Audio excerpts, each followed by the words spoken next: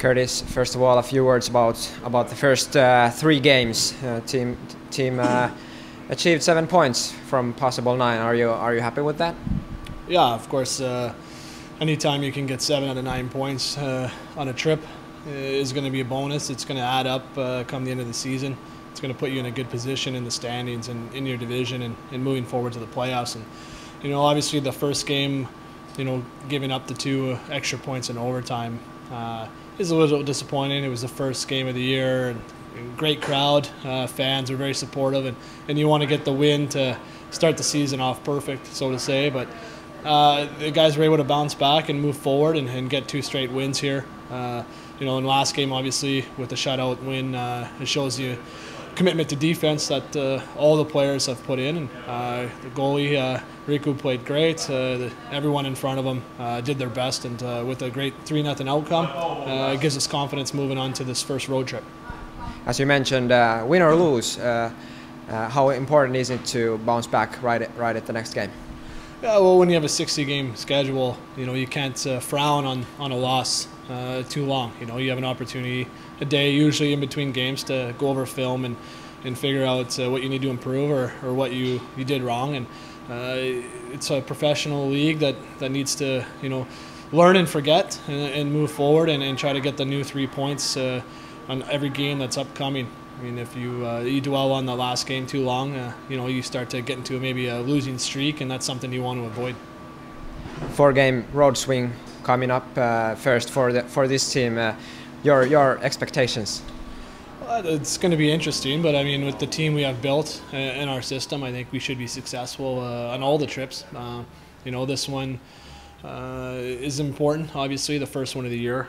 The players have been very committed to the team, and I think they're well prepared. So, it's not going to be such a big change flying 3 hours as opposed to those from the SM League driving 3 hours. So, we're going days in advance to get our rest, to be prepared, and it's going to be a new step.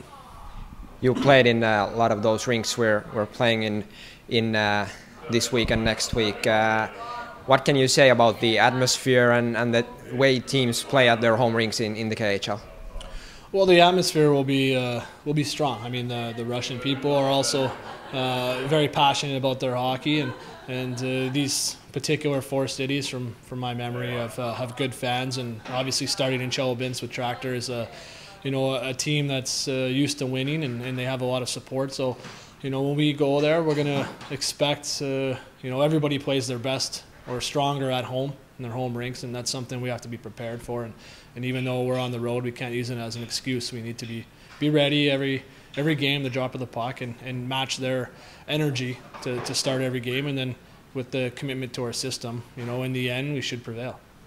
I have to ask you about how do you pass your time during the off days on road trips?